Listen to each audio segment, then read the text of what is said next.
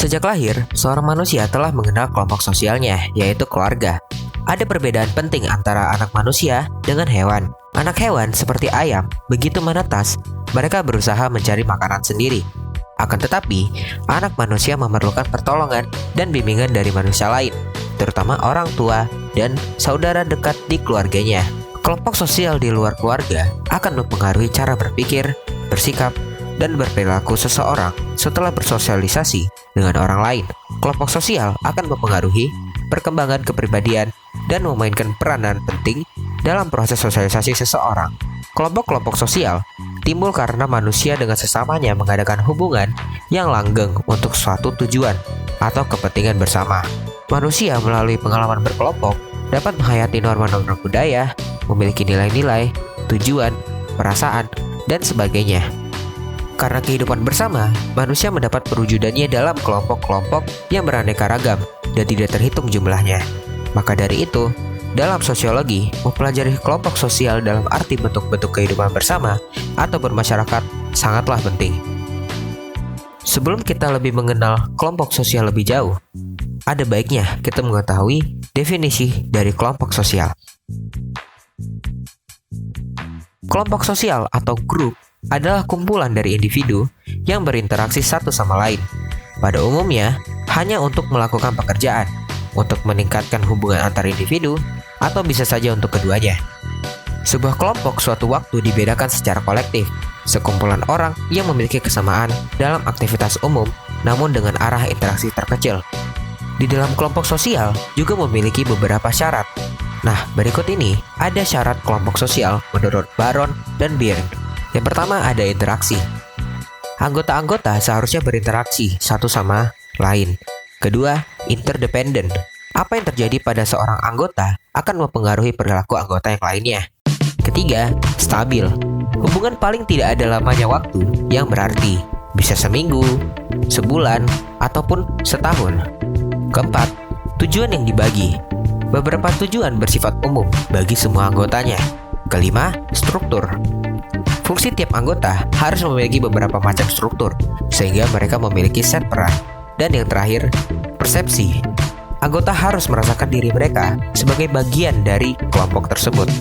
Nah, berikut ini kita akan memasuki ciri-ciri kelompok sosial. Nah, apa saja sih ciri-ciri dari kelompok sosial?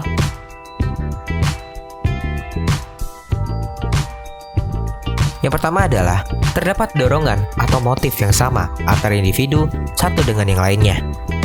Kedua, terdapat akibat-akibat interaksi yang berlainan terhadap individu satu dengan yang lain, berdasarkan rasa dan kecakapan yang berbeda-beda antara individu yang terlibat di dalamnya. Ketiga, adanya penegasan dan pembentukan struktur atau organisasi kelompok yang jelas dan terdiri dari peranan-peranan dan kedudukan masing-masing.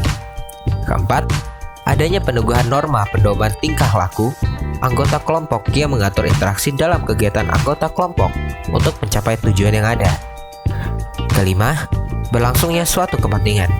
Dan yang terakhir, adanya pergerakan yang dinamik.